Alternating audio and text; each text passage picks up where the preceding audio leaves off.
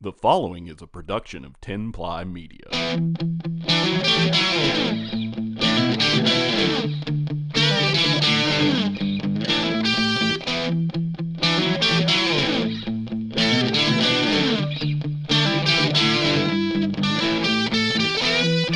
everyone, and welcome to the Couch Thoughts podcast for this week. From a couch, I'm Rocky Persinger. With me, as always, Brent Pickens. What you doing, Rock? How's it going? Oh, pretty good. How are you, Brent? Great. You know, man, I just want to... It's been hot as hell here in West Virginia. It has. And, I gotta mow the grass today. Oh, boy. I hate mowing the grass. It's awful. I might make it a recurring segment on the show of stuff I hate. Because I've got endless stuff. Oh, I think I'm with you on that. I got endless stuff that I hate. And, number... It's probably top 10 is mowing grass. I just hate it. I should have lived in a townhouse. Well, see, I got weed killer. I went and bought some weed killer. I think I'm just going to just weed kill everything. I'm going to pave my whole... I'm going to pave my whole yard. That may cost a penny. It's going to cost a penny, but if I never have to mow again... Are they going to sign off on that in your neighborhood? Oh, yeah. So, Homeowners Association, we'll see how that goes. Putting you all on notice. Putting y'all on notice, I'm paving my whole yard. Get used to it. But, I mean, another thing I don't like is collapsing arches on your feet. I'm with you there. So, I am with you there, my friend. Brent is injured. Yeah. He's hobbled up. He's hobbled up. I basically worked one day last week. You worked one day? I took Friday off, too. Oh, boy. Here we go. I stood around Thursday, and I'm like, I told Clarence, I was like, I can't do this. I was on the other side of the fence. I looked like a lion in a cage just pacing back and forth. Like he's hurt. He couldn't do his job. I mean, I mopped the floor up in the break room. It was awful. I'm not made. I'm the type of guy I like staying busy. And he's got. If you know Brent, he just paces back and forth. Even when he's on the phone. Now, if I'm on the phone, I mean, you can see in our trailer the path that I walk. I mean, it is. I pace back and forth quite a bit. I do too. We do the same thing. My wife makes fun of me for pacing back and forth on the phone. Yeah. So, but yeah, it's been rough. That Thursday, I was ready to. I can't handle that. So we're bored at work from not working. Yeah. Some might argue that that's me every day. Because I have a desk job, Well, everybody's give me hell. They're like, just enjoy it. I was like, man, I can't. Like, I like working. I like staying busy. And I told Dustin, our QC guy, just sitting, on the computer doing his stuff. I was like, I don't know how the hell you do it. If I did this every day, I'd blow my brains out. I mean, I sit at a computer every day, all day. And it gets a little rough. And see, I know a lot of people talk about how they hate their job. I mean, I really like what we do, and always busy, and the time in a day usually goes by pretty quick. And I'm telling you, I would not do well in a office setting. Yeah, it would not. It is kind of you got to stay focused a lot, like all day. You got to sit there and focus on your computer. It kind of suck. Your eyes are. People don't realize you have an office job. You get tired too, man. I bet. Because your eyes are so. It's like playing video game all day. Well, what take it out of me is the time at the bottom. I had to turn that off. I'll be like, it's 7:00. Yeah, time at the bottom of the computer screen. 30 minutes later, it's 7:02. Yeah, that was a little SpongeBob, 7 hours later. And it's 7:02. It's still in the morning, but it's funny you bring SpongeBob up. I don't know if I've told the listeners. If you have Amazon Prime, you should not leave the remote around your children. My youngest, he's watching SpongeBob, and there's on Prime there's quite a few free episodes. Well, he's used to using Netflix, and you just play the next one. Well, on Amazon Prime, they have a nice little convenient button there to just buy it, and you hit it, and it's right there, right that minute. There's no password. There's nothing. It's there. It just buys it. It just buys it. So we have all of season 5 now Of SpongeBob. of SpongeBob. We got that for I think it was like $15. I'm just thankful that it wasn't. It was through Amazon Prime and not through something else, because the regular price was $30. Whew. So yeah, and then he also bought 5 more episodes at $1.99 a piece. So just for the listeners out there, if you have children and they're watching it through Amazon Prime, you may want to take the remote out of the room. Huh? Yeah, and I have a similar story with my nieces over at my mom's house. They're used to Netflix, so they just click on whatever, But I bought Mom a Roku, like a Roku TV thing, which if people don't know, that makes your TV a smart TV. Basically, you can connect online and stuff. And then they also have that Sling TV, which is a good option for because our DirecTV bill, they treat new people better than they do your old customers, because my bill just went from 35 to like 70 overnight for no reason, but just because my 2-year contract was up.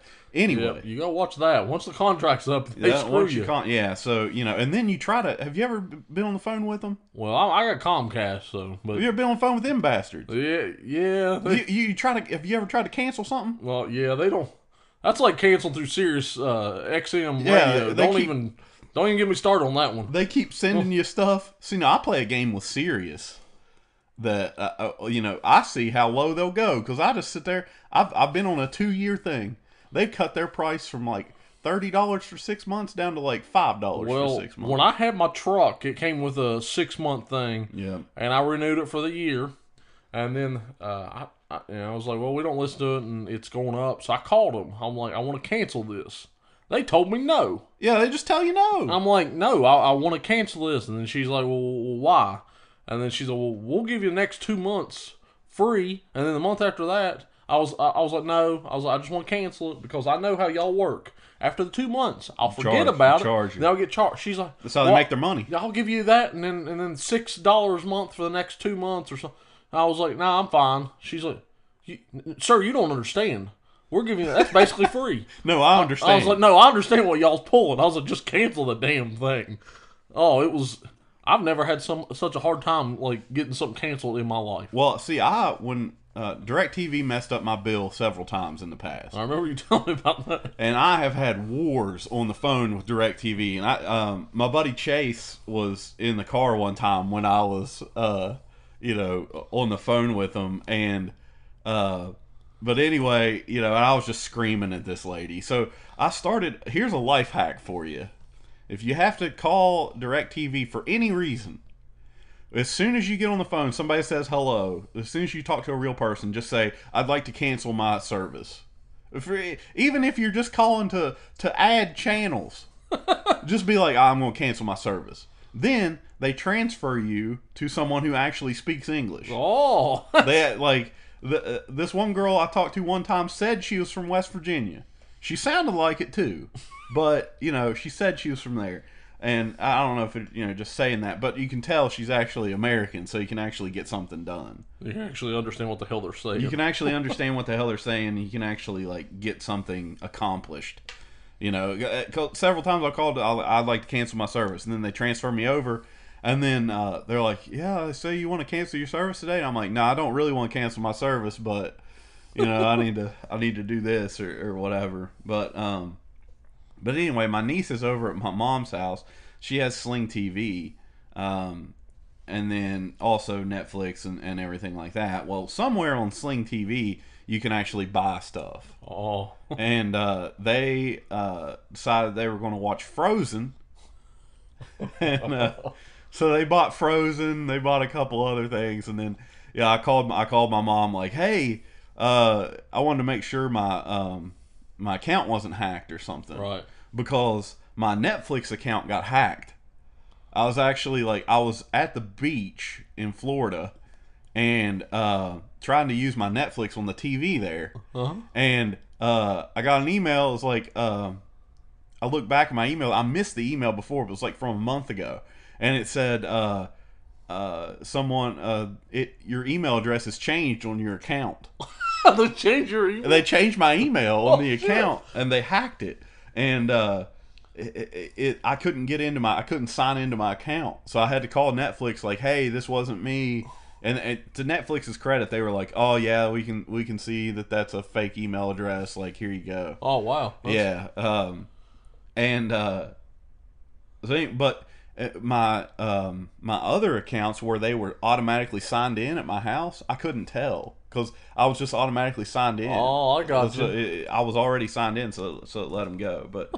But yeah, so just be careful with that stuff. You know, you got kids. Don't let them just take the remote. And we're talking. My nieces are like 4 and 5 years old. See, Hunter's 4, you know, and Trent knows. I mean, Trent, if he's in the room and stuff, he'll make sure. But Hunter's all about YouTube right now, watching, all those Lego things on YouTube. Yeah. But yeah, there's you gotta be careful. It's so speaking of YouTube, I started watching this channel, and this is going to lead into Brent's been playing Fallout 4 again. Mm-hmm. I stumbled on this channel, and the guy's name is Oxhorn, Oxhorn, and he does like these Fallout story series. So like he'll like take a random location in Fallout, and then he'll like tell the story of it, and he'll go through and he'll read all the terminals and stuff, and he tells the story of the whole thing. It's really cool. I got really into it because like every location in Fallout is like it's got something that's happening at it. There's this big like story everyone, and it's a pretty cool YouTube channel. I really enjoy watching him. But so one of those that he did was on the Cabot house in Fallout 4. Oh, really? Yeah. So he did the whole story of the Cabot house, but I'm gonna let Brent because he's been doing a lot of side quests. Yeah. See, they suck me in because I don't know. Like I'll be on my way somewhere and then something will lead to something else, and I've been just exploring the map trying to level my guy up. I come across this this side. It was side quest. This guy wanted me to do some side work for him. It was this serum. It was a lost like transport. Something happened. They were attacked, so he wanted me to go recover what was missing. So I had to go kill some raiders. Well, I brought the serum back to them, and of course they were real quiet about it. They didn't want to tell you anything about the serum. So he's like, well, you bring serum back. I was like, here it is. And then his sister's missing, and she runs away like every once in a while. So I had to go back, and it's just like this cult. So I get her to come back, and then his when she returns to the house, over the radio you hear one of their headquarters where they keep do a bunch of work and stuff is being attacked. So I have to go there. Me and Jack Cabot go, and this mission was kind of cool because he's with you. And it's a pretty long journey, but you're killing people along the way, so you're really racking up getting that XP. I mean, and you find a lot of stuff. I had like 20 stim packs. I mean, I had all kinds of ammo galore. But anyway, you go there and you kill everybody at the thing. Well, you find out there's this like cryogenic lab where they've been. And he's in there, and Jack Cabot tells you not to release him, to freeze him, because apparently they've been using him. He's been doing research. They've been basically living off their dad.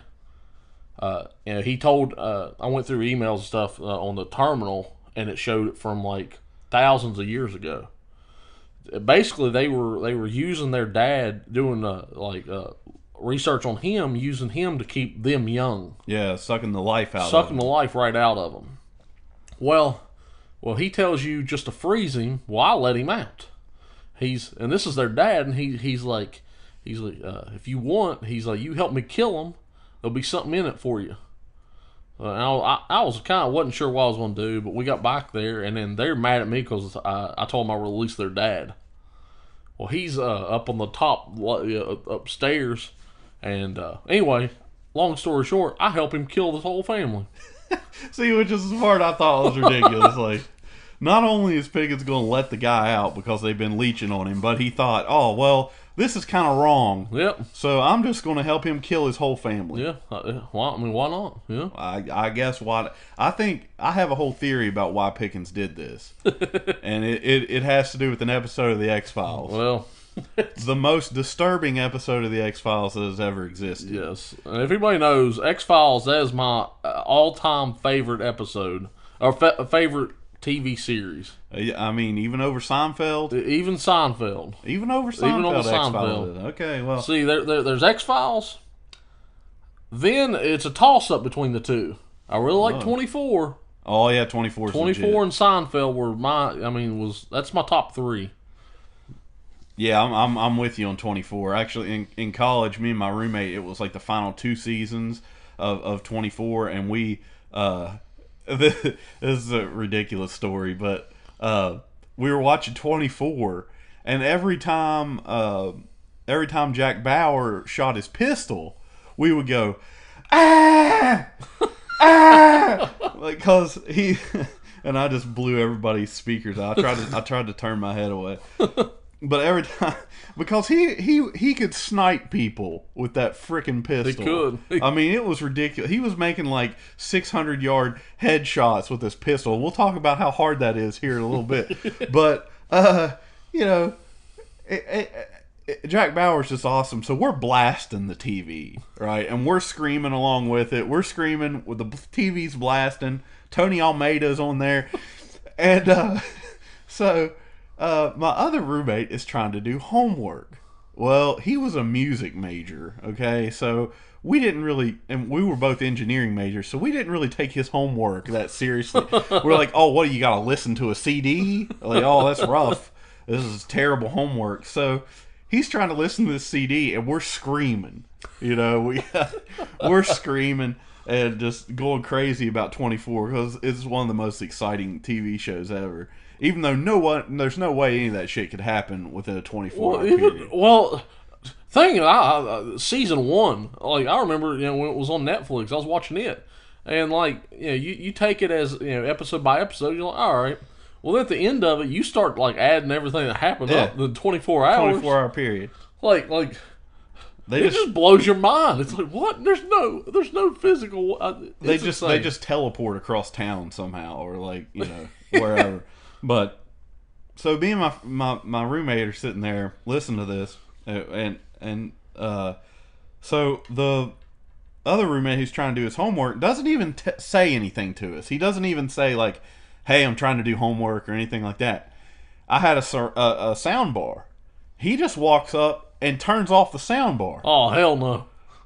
He just walked up and turned off the damn sound bar. So I'm like pissed at this point, And so I just I grabbed the remote of the TV. I stared him right in the eyes, and I just turned the volume to 100 on the TV. And oh man, that was the most pissed I've ever seen that guy. But so then this is great. We just go on watching 24 like with the volume on 100.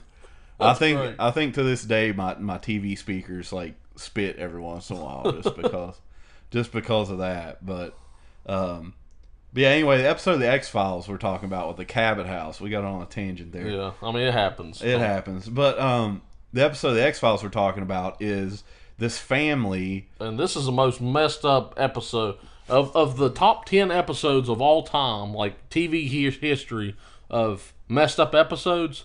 That was at like 2. I mean, of all, it should have been 1. I don't know what 1 was. It should have been, because I don't know. Go ahead.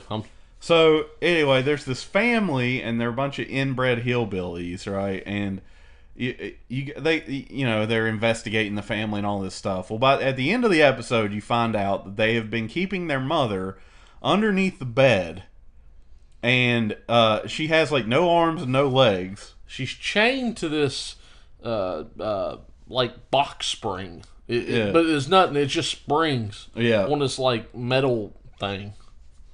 And it turns out that her children are having sex with her and impregnating her repeatedly. Yep. For the family to live on. Yep.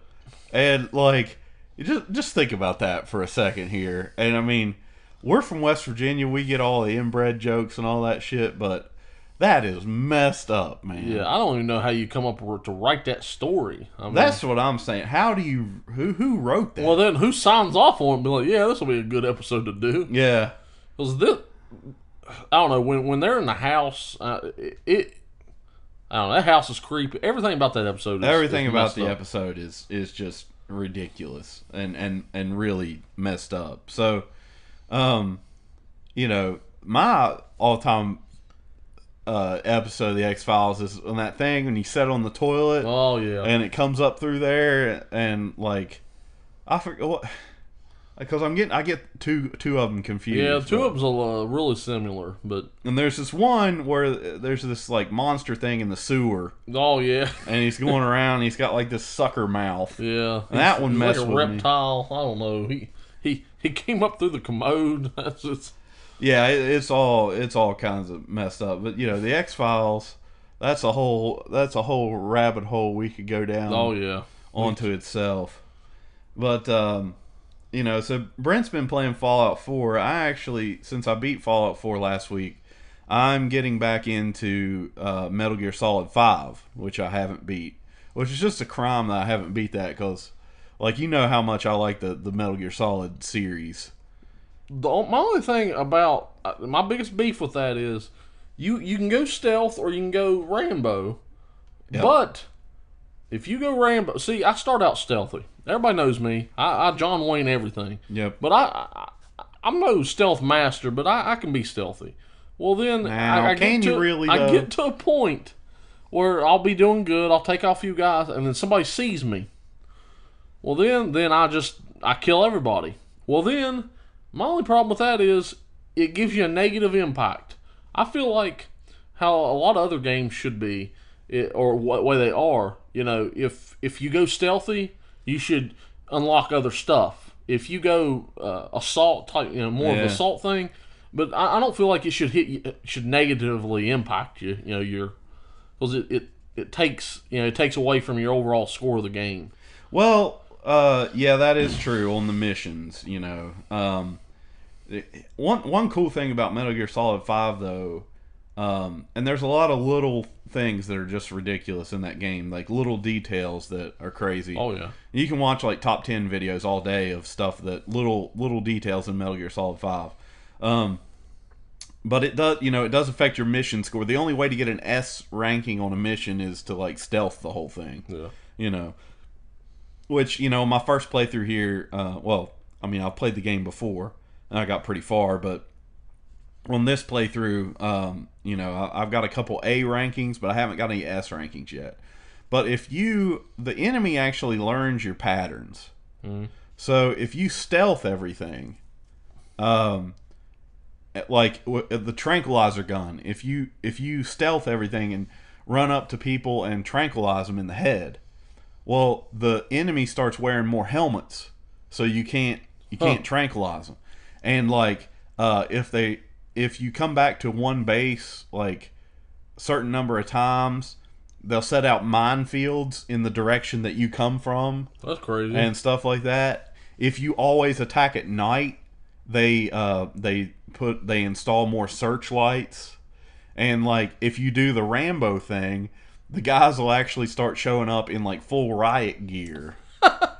But it's just crazy. You know, if you do a bunch of chest shots, they'll start wearing Kevlar vests, and you can't penetrate it with your, you know, tranq gun. So the enemy like learns your patterns, and you know, adjusts accordingly. And then later in the game, when you're building your base, you can have your soldiers go and disrupt the supply lines in the area. So if they're wearing more helmets, you can send your soldiers to disrupt the supply line of helmets into the thing, and then you'll fly into a mission, and then you'll realize that they're not wearing any helmets because your guys disrupted. So like, there's all kinds of little crazy stuff like that on Metal Gear Solid 5. Kojima, son. Kojima, which, Death Stranding, we talked about that in our E3 episode. But Death Stranding, I'm really looking forward to it. Like, it's just going to be batshit crazy. And a lot of people aren't going to get that, you know. But yeah, Metal Gear Solid 5, like some of the crazy stuff. And they made that PT. Yeah. He made PT, which it's like playable teaser. Which it turned out it was a playable teaser for the next Silent Hill game. It was just going to be called Silent Hills. And then it was going to star Norman Reedus. Yeah. With the PT. I found out some of the videos I was watching about Metal Gear Solid 5. If you go to certain places, you can pick up these cassette tapes and stuff of that the soldiers play on the base that you're breaking into. Well, sometimes if you go, there'll be a radio broadcast playing, and it's the radio broadcast from PT. Huh. And it's like, a family was murdered today, like the news broadcast about the the family that was murdered. But PT, man, I never made it through that game. That game scared the shit out of me. I pissed myself. And I watch YouTube videos of people playing it, because the way you were supposed to play it was with the headset on and the volume cranked up. No. Because you hear all these noises around you, and you can go through it, and I'm telling you, man, that was one of the scariest damn demos. And you're just walking down a hallway. Yeah. You just walk down a hallway, get to the end of it, go through a door, and then it puts you back at the beginning of the hallway. Yep. And you just do it over and over again. You could, and I don't know if you ever walked in the bathroom. Oh yeah. But that is scary as shit. That is, the door slams shut. You look in the sink and there's a fetus. Yep. Oh man. See, I don't even know if I made it that far. I just had to watch videos of it, because I would I'd start walking down the hallway and come up to the first corner, and it's still light in the room. I'm like, no, we getting out of here. We done. I remember me and Jerry Randolph was sitting there playing it, and we're both. Of course, it was like 1 or 2 o'clock in the morning. Oh my gosh. Oh my gosh. It was no joke. That was one of the scariest games I've ever played. Well, could you imagine today they would do it in VR? Oh, no, I don't think so. I do not think so. Because they did come out with Resident Evil 7. Yeah. And I heard it was pretty scary. It looked pretty scary. I haven't played it, but it looked really scary. I haven't either, which is the same, because we really like Resident Evil 4 and 5. Yeah. But that one looks like it's more in a house. And it's just they went back to the original formula of like the original Resident Evils. Yeah. It looked really scary. Yeah, but you can play it in VR. I don't think so. And I don't know, man. I couldn't do. I was scared, and I guess I'm just a pansy when it comes to this stuff, because I don't like scary movies either. I'm not a big fan of it. I don't do it, man, because I'll have nightmares and stuff, and I'm this big, like, 300-pound guy. I'm like 6'3", 300 pounds, but I don't mess with that stuff, man. Well, if you don't mess with scary movies, I remember Steve let me borrow it. We watched part of it, and I had to have the lights on. This movie scared the shit out of me. It was Fourth Kind. Oh, that's right. Because it shows, on a part, it shows the actual footage, and then where they redid it. The security footage where that guy walks in, he shoots his wife, his kid, in the head, because they're seeing these owls. These white owls. I remember the owls. Yeah, but it was aliens. But man, that was a scary movie. I'm gonna have to see if I can look up that movie and watch it, because you kept telling me like this is the scariest movie I've ever seen. It was spooky, man. Which for me, that's like The Exorcist, man. I watched The Exorcist, and that demon shit messes with me, man. It does, because like a lot of people swear that stuff is true. Yeah, like that's just crazy to me. But what the hell were we talking about?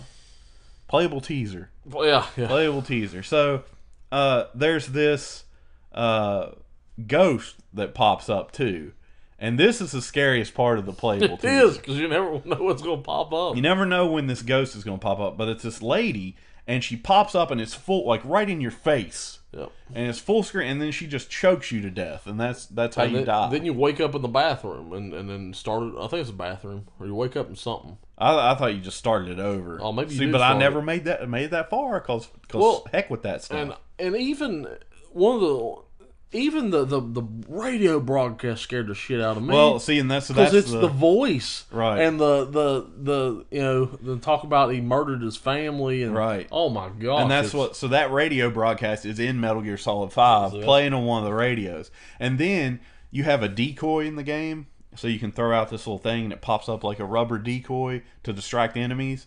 Well, one of them you can get is called Ghost, and you throw the decoy out.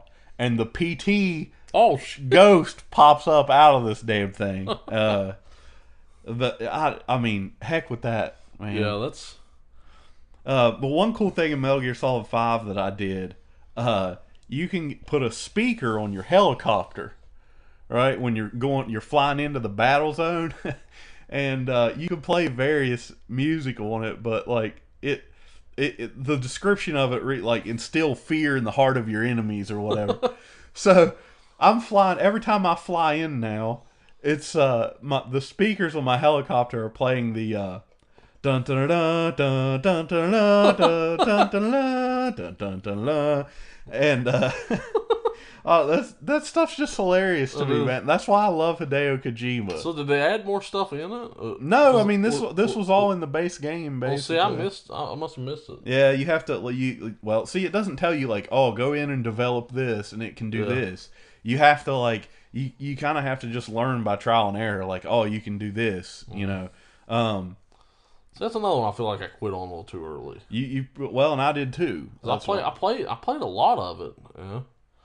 Yeah, there's just I developed the base pretty far. The base building is awesome. I love that part of the game, and just the graphics of the game are insane. Yeah, but well, even where Snake, he'll get dirty and stuff, and you have to go and shower. And yeah, you have to take a shower. That type of it was just the little stuff like that. Yeah, yeah.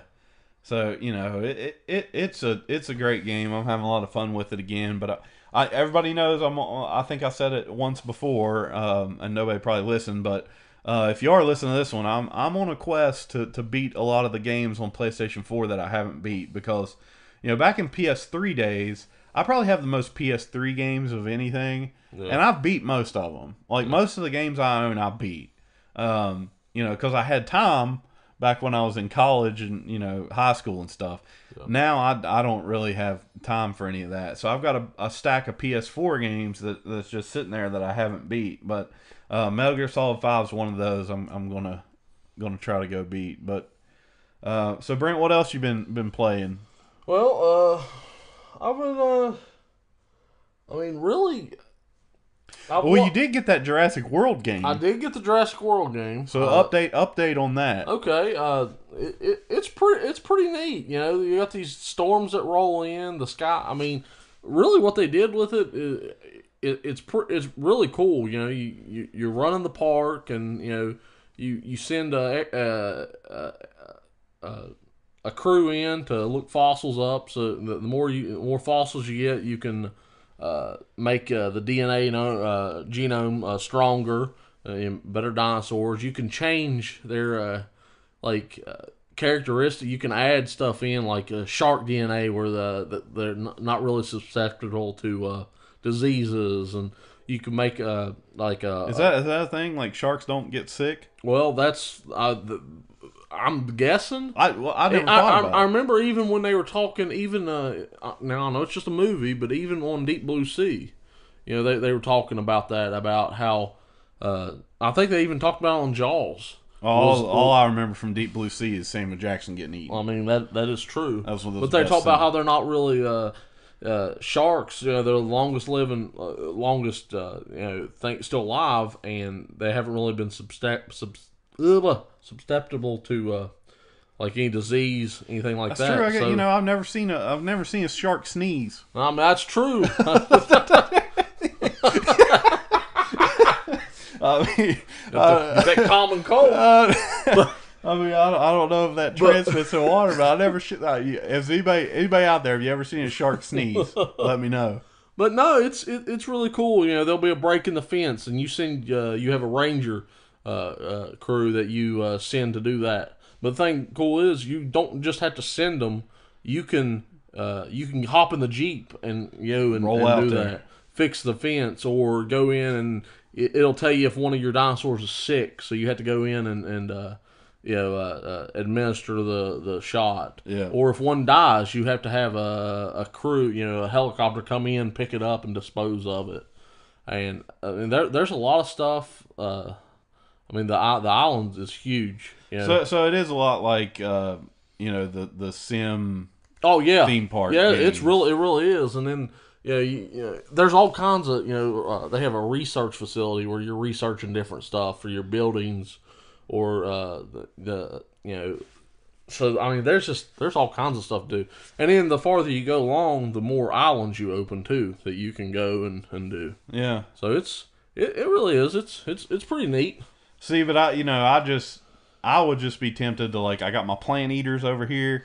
I just want to put like a carnivore in there and just let it just slaughter all of them. Well, see, I did that once because I didn't realize. I was like, well, maybe he won't eat them all. He'll just they'll do their own thing But nah, he killed every one of them. I seen some research. I was gonna say, I'd just get a T-Rex and let it go on a rampage, and I'd just keep on feeding it dinosaurs. I'd research new dinosaurs just so the T-Rex could eat it. Well, it's cool. You can develop this viper gene, and it makes them more aggressive. So, like, I don't know. I mean, they'll just start killing. I put two of them in a pen, two of the same ones, a Ceratosaurus or something. Because it says two of them. Ceratops. Sarah something. It's a meat eater. I don't know. But I had 4 of them in there, and 2 of them killed 2 of them. So I don't know. Oh, boy. Were the other 2 just crew at that point, or did they go? They left each other alone. But you gotta watch them because they will fight. So there's still some stuff I haven't figured out. Like I opened up into this big thing. I was gonna put all the herbivores together. I was like, oh, they'll be fine. Well, then I've been having them die. Like, they'll die here and there. So I don't know. There's stuff you really gotta watch. Yeah. But it's pretty neat. It's different. But so how much did it cost, the game? I think it was $60. Was it full 60? I think it was. A full 60. So are you thinking like you should buy it now, wait for it to go on sale? I'd probably wait for it to go on sale, honestly, because a lot of people probably, honestly, it's probably not going to be their game if they're going in looking for. Because I like different games like this. 60 seems a little steep to me for I thought there'd be game. Yeah, that's kind of what I thought. But yeah, I'd probably wait for it to go on sale a little bit. But I mean I really like it. I think it's neat. I mean, if you can pay $60 for the next Call of Duty game, right? You might as well. I mean, because those aren't worth it to me. You get like a little 3-hour story mode, and Yeah, but anymore they just focus on the online, so that's. Yeah, and Adam Curry, one of our mutual friend of ours, Brent works with him now. I used to work with him, but he's always telling me, you got to get Call of Duty Black Ops 3 so we can play zombies. We want to play zombies. Man, I can't do it. I swore I'd never buy another Call of Duty game. The last one I bought was the Advanced Warfare 2 or something. Modern Warfare 2 or no? This was Advanced because he has that exoskeleton. Because that was after it. Yeah. I thought I tried and I was like, this is stupid. So I just can't. In the online, you just got like 5-year-olds just dominating you. Yeah, I mean, and the maps are so tiny. Yeah, and that's what we're more Battlefield people. Yeah, I like it because it's more of an all-out war, and I don't know. You can just hop in a tank if you want to hop in a tank, whatever. Which is it's why I'm kind of pissed off about the Star Wars Battlefront games because you got to spend points to get vehicles and all this stuff. Like you can't just like if I see a speeder bike, I jump on it and roll on it. That's why I was kind of disappointed with that stuff. But yeah, so back to what we were talking about, Jurassic World. Yeah, I'd say $60. I haven't played the game, but I mean, I'm thinking 60 might be a little steep on Yeah, that. honestly, I was thinking, like $30, because like I said, it's not everybody's game. Yeah.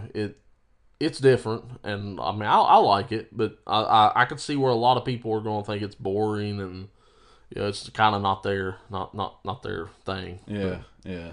So, but yeah, so that's what we've been playing this week. So, what have you been watching, Brent? Did you watch any movies? Yeah, actually, I still gotta get around to watching your movie. I haven't watched it yet. I'll let him borrow Blade Runner. Yeah, it's on my stack. Which I talk about Blade Runner every week. It does. So that's I need to watch it, but I watched the new Jurassic World: Fallen Kingdom, which I haven't seen. Yeah, which I'm not gonna spoil anything for it, but it was kind of a crappy link that we watched it on. But I mean, I liked it. I thought it was really good. I don't know, man. I can't. It just seems stupid to me. I wasn't a huge Jurassic World fan, first off. See, I didn't mind it, and I don't know, I like Chris Pratt. I really like Chris Pratt as an actor, and I don't know. I thought he was good in this one, and I don't know, something about Chris Pratt, and then I got around to watching Guardians 1 and 2. Yeah, they've been out for a long. You're on a Chris Pratt kick right now. Yeah, Chris Pratt kick. But I couldn't believe you'd never seen Guardians of the Galaxy 1 and 2. Yeah, no, I just got around to it. It's something. It's hard for me to get to the theater to watch them, and everybody told me how good they were, but yeah, I think Guardians 1 is like my wife's favorite movie, probably. Like she loves the first one because the Chris Pratt is funny. Drax, Batista's in there. Yeah. He's hilarious. Well, Hunter was all about Groot. Like it was hilarious. It was in the first one when he, it just those twigs and stuff, and he's dead. And Hunter was on borderline crying. I was like, "You all right?" He's like, "Yeah." And then he comes back. He comes back as a little fella. And I thought that was the funniest thing. Yeah. But then the second one I really liked was how they had Kurt Russell as his dad. Kurt Russell is cool. The de-aging in that movie where they put Kurt Russell back. I thought it looked like young Kurt Russell. It did. Dude. It looked like he was straight out of like The Thing or Escape from New York. Or whatever. Yeah. It was crazy. And then the part like you think Chris Pratt's going to go with him, and then he's like, "That's why I had to give your mom the tumor." And then he just blows him away. Yeah, I was like, "Oh, that's awesome." Yeah. Yeah, so, which if anybody hasn't seen Infinity War yet, you're going to be pissed at Chris Pratt. You're going to be pissed at him. Oh boy, because he does some bullshit. But yeah, Guardians one. The thing you got to talk about in those movies is the soundtrack. All the songs. Oh yeah, it's awesome. All the songs. I actually have the Guardians of the Galaxy 1 soundtrack on vinyl over here. I collect vinyl records. I don't know if anybody out there is into that. That's a lot of hipsters are into vinyl now. I've been collecting them since I was like 8. But I have the Guardians. I bought the Guardians 1 soundtrack just because there's so many good songs. And then I can never remember the dude's name, but the blue dude. I mean, he was in Days of Thunder. He was I don't know. I really Michael Rooker. Yeah. I really like him as an actor. And he's I thought he played Yondu. Yeah. And at the end of the second one, yeah, man, Stallone's in it. And Stallone shows up. And I cried at the end of that second movie. It was sad. I cried like a bitch. Because I liked how they showed, you kind of thought Michael Rooker was like a, kind of a shitty dude, but then, like, the more of them you watch and stuff, you're like, he was, him and I liked how they tied him and the raccoon. Rocket. Rocket, like, together, and like when they were working together in the second one, I was like, that's pretty cool, and he had a reason for keeping the kid, and and then the big funeral at the end, man, that was that's the part I was like, and that Cat Stevens song, it's called Father and Son. Yeah, dude, I don't care what situation I'm in. If that song comes on, I'm like on the verge of tears every time. It's just a great song. Cat Stevens is one of my mom's favorite music people ever, and that song is just super sad. But that, he was worried at the beginning of the first one he wouldn't get his funeral or whatever. But then he sacrificed himself, and so then Stallone shows up. Apparently, Stallone is playing the leader of the original Guardians of the Galaxy, because there were like back in the earlier days, I don't remember 60s, 70s, 80s, I don't remember which decade it was, but there was when the first Guardians of the Galaxy came out, they were different from the Guardians of the Galaxy they have in the movie, in the comics. So like they made the movie based on the rebooted Guardians of the Galaxy, but then there's the old Guardians of the Galaxy, and that's who Stallone plays the leader of. Okay. And at the end of the movie, Stallone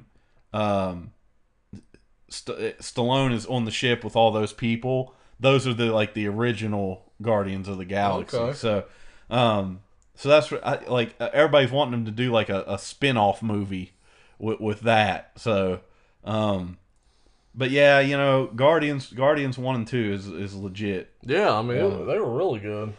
And in Infinity War, Thor, Rocket, and Groot go off on this little side quest, and it's the most hilarious thing because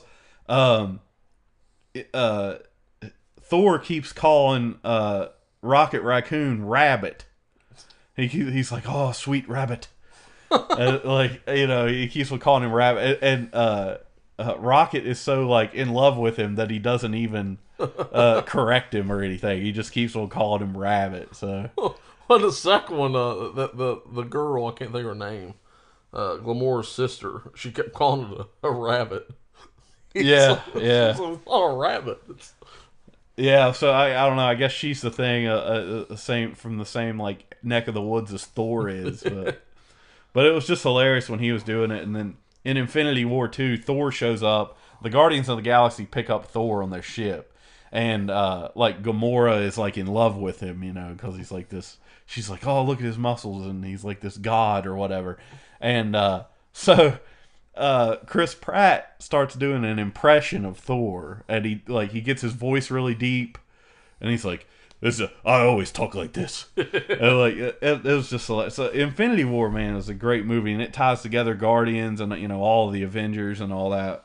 Which I think I was watching something on about how Thanos. They were talking. They always had Josh Brolin in mind for Thanos. Yeah. And we're talking 6 years before any of this happened.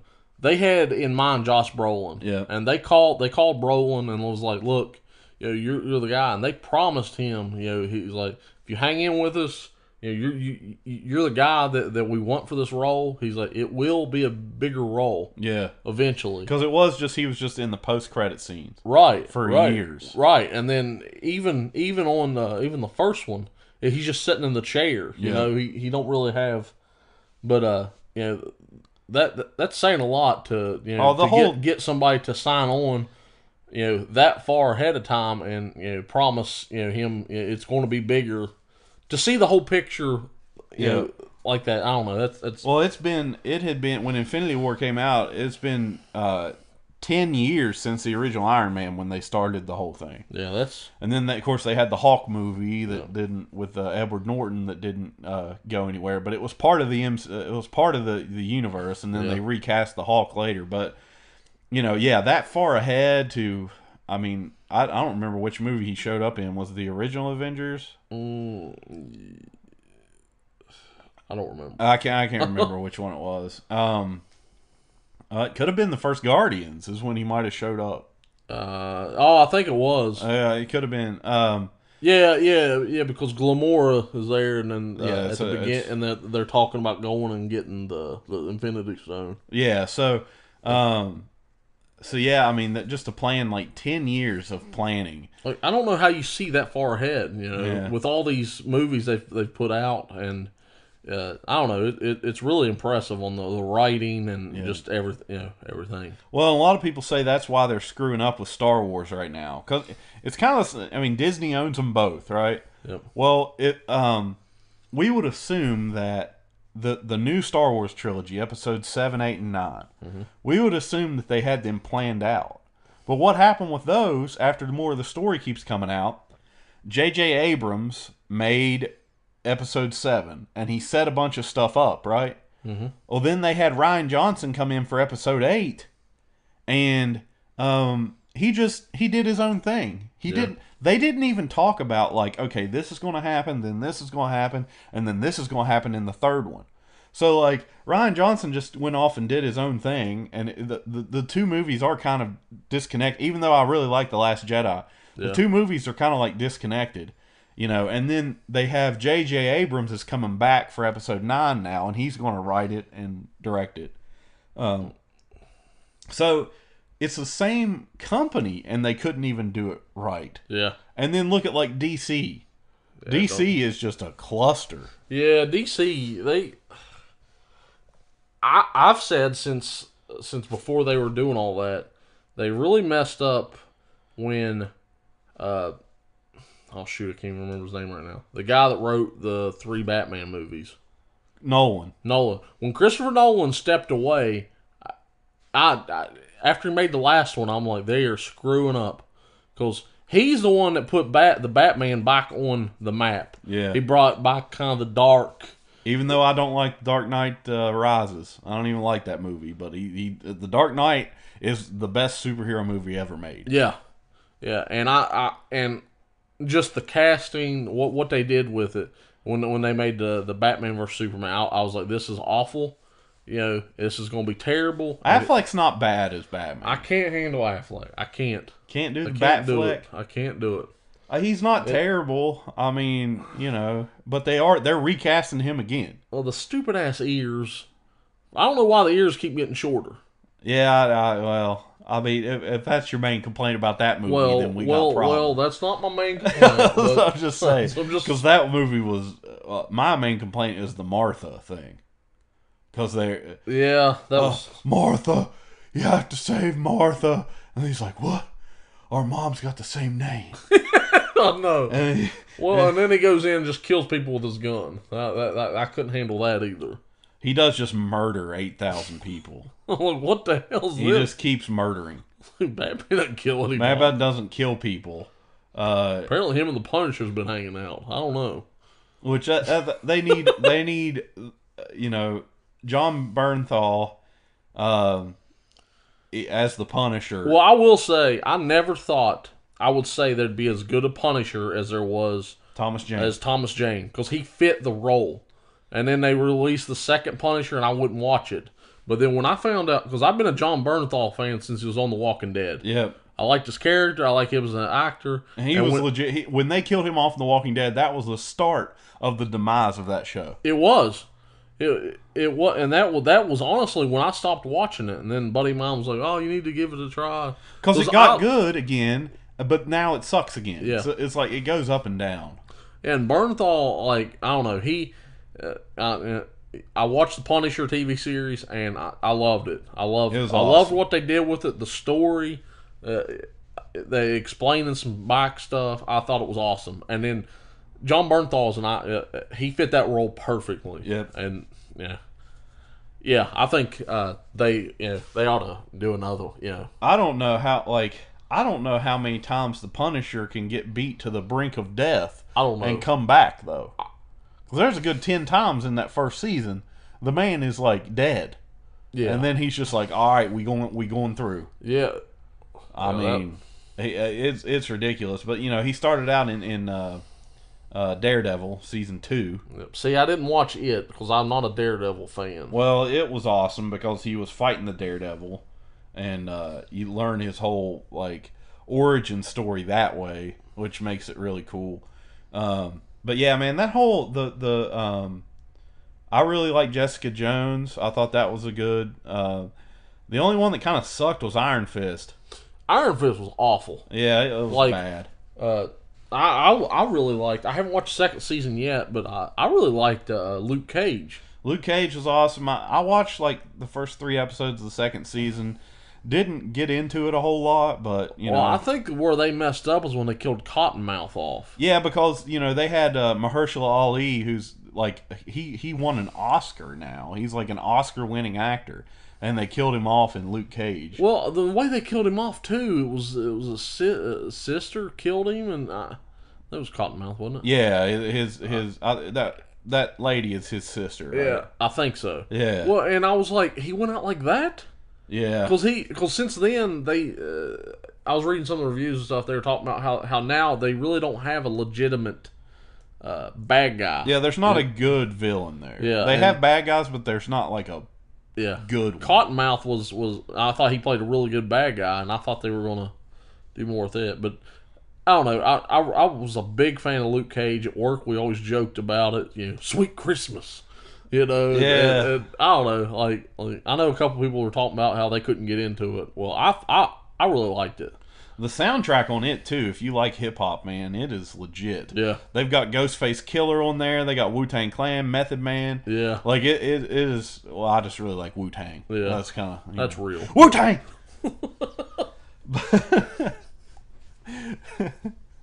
Diversify your bonds. That's a Chappelle Show reference for you there. But yeah, man. I don't even remember what we were talking about.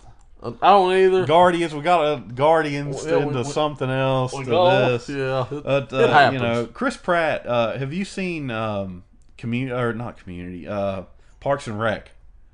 I've seen a few episodes. Dude, you gotta watch Parks and Rec if you like Chris Pratt, because he is hilarious in that show. Like he is Andy Dwyer is his character in that, and he is just hilarious. Like I highly recommend that show. And there's like 7 seasons or something, so you can watch it for a while. Oh yeah, I'll check it out. Yeah, check out that show for sure. Isn't that the one with the blonde? She in it too? Yeah. Amy Poehler. And then it's got the guy who plays Ron Swanson is hilarious. He's got the mustache. Oh yeah. That is a hilarious show. It's kind of like The Office. Yeah. The first season you're kind of like, oh, they're ripping off The Office, but after a while it kind of becomes its own thing, and it's pretty legit. And Chris Pratt's a big part of that. So. Yeah, I'll have to check it out. I know Lacey watched a little bit, and I've seen a couple episodes, but I'll hit it up. Yeah, man. So that kind of brings us to we're about 57 minutes there. Okay, I got one more thing I talk about. One more thing, real quick. I've been watching this show. It's on Netflix. It's called Hollywood Weapon Factor Fiction. They basically it's kind of like MythBusters, but this is this ex-Marine. He tests Hollywood, famous scenes in Hollywood, to see if you could actually pull it off in real life or not. There's a season 2 now. It's pretty cool. Today I was watching it, and they did the Quigley Down Under, and they had an interview with Tom Selleck, which I thought that was pretty cool. Yeah, they actually got Tom Selleck on the show. Yeah. That's crazy. Yeah, it was pretty cool. And then there's this I think it's ISS, and the guy that he gets with to do all the stuff safely, all the stunts, and try them out. It's kind of cool. They have all the guns from basically every TV show, because they're the ones that supply them with the guns for the shows. Yeah. They supply basically all the TV shows. But today they did the Quigley Down Under one that I watched, and they tested 2 of them out. One of them was the bucket shot. When he shoots a bucket, he picks the gun up. He freehands it from no support at all. And he shoots, I think it's like 560 some yards. Well, he couldn't hit it standing up, so he had to lay down in prone position. The guy attempting it, right? Yeah, the guy attempting it. Because this gun is long. Like, I didn't realize how, it's crazy how long this gun is. But anyway, he hits it. I don't know. It took him 5 or 6 shots, because that's a distance. Well, then the next one was the 2-man where Quigley shoots through. The bullet goes through one guy and hits the other guy. Well, that's an actual term now in the military. The sniper use it. They use the term. I just got a Quigley, which is killing two guys with one bullet. So that's and Tom Selleck didn't even know about this. He's like, that's awesome. So they had the gel, the ballistic gel, all that, set up, and it was I think that shot was over 800 yards. Well, the Marine that was trying it, he couldn't hit it. I mean, he came close, but he just couldn't do it. So they pulled a professional in, and was like, he's a national world champion, a bunch of stuff, long shots. Well, he got up there. He hit the first time. It was a little low, but it went through both of them. I thought that was pretty cool. Yeah, that's legit. I mean, that's pretty neat. So I need to watch that show. You really do. I mean, it's on Netflix. It's on Netflix. There was another one they pulled off. It was from a TV show. It was, I can't think of the name. Justified, right? Justified, that's what it was. Where the guy's laying in the tub, there's a body over him. He shoots through the body and into the other. It kills the guy trying to kill him. Yeah, he pulled a Quigley. They pulled a Quigley. He tried to, but with the gel and with the bone, they put the rib cage and stuff in there, and it went through the first one, and then partial of it hit the guy standing up. It wasn't a kill shot, but that's kind of one of those things they were talking about. There's so many different variables into it. If you shoot through the stomach or something where there's not as many, you may get lucky and stuff. But through the show, they've done a bunch of stuff. They did Die Hard. They did Rambo. The Rambo where they you shoot through the skull and pin the guy to the tree. Oh yeah. The arrow went through the skull. It stuck out maybe an inch out of the back, but it didn't pin him to the tree. They did the Die Hard where the guy or Bruce Willis was laying on his back shooting up through the conference table. Yeah. And I mean, it's a really cool show, and if you get a chance, I definitely recommend checking it out. And it's called Hollywood? It's called Hollywood Weapons, Fact or Fiction. Okay. So it's Mythbusters of Hollywood gun fights, basically. Yeah, pretty much. And they did the one where Bruce Willis is on the outside. He shoots the glass. Yeah, and he tries to bust through it on Die Hard. Yeah. So, which we were going to talk about Die Hard a little bit this week, but we kind of ran out of time. So, guys, I think this is kind of going to be the new format of the show. We're just going to kind of get on here and talk about whatever we want to talk about. Yeah, because there. I don't know. I think you have a rundown of stuff. It gets to the point where it's almost like a stage thing. And we want it to be more.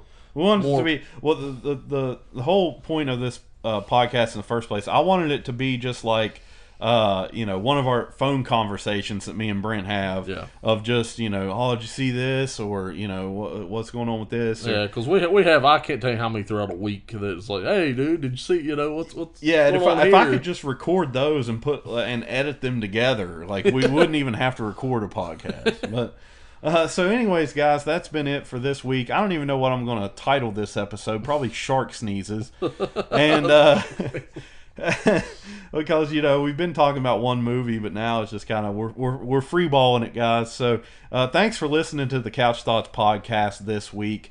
You can find us on Facebook at the Couch Thoughts podcast. Just type in the Couch Thoughts podcast on Facebook. On Twitter at Couch Thought Pod.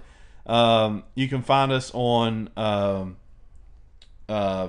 Podomatic, iTunes. And that's about it for the podcast. But guys, just give us a listen. Shout at us on the Facebook if you've got anything you want to tell us. And until next week, peace.